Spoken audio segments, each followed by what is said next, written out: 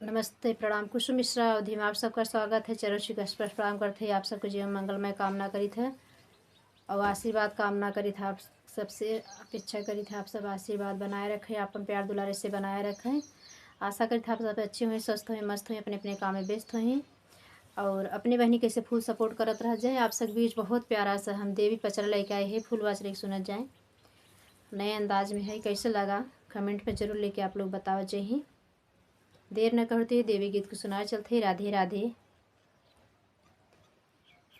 निमिया के पेड़ बड़ा भारी, झुलुआ डाले मैया हमारी। निमिया के पेड़ बड़ा भारी, झूला डाले मैया हमारी। मैया हमारी हाँ शीतला महारानी। निमिया के पेड़ बड़ा भारी, झुलुआ डाले मैया हमारी।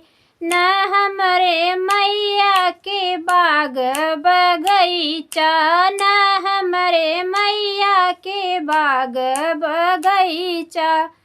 गजला चढ़ावे दुनिया सारी, झूला डाले मैया हमारी।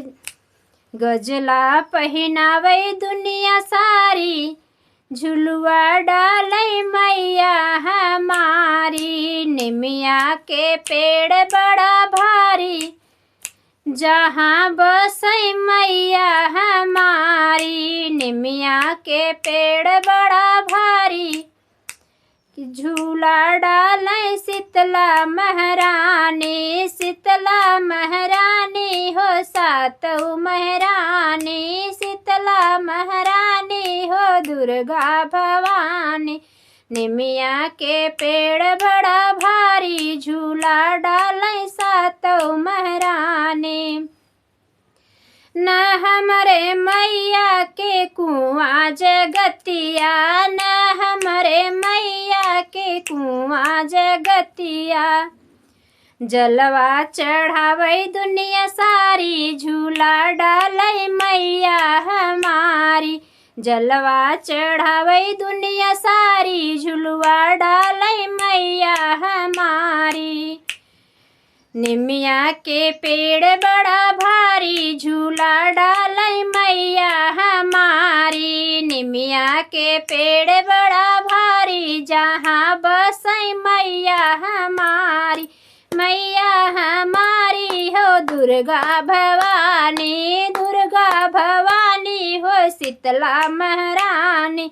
निमिया के पेड़ बड़ा भारी, झुलुआ डाले सातों महारानी।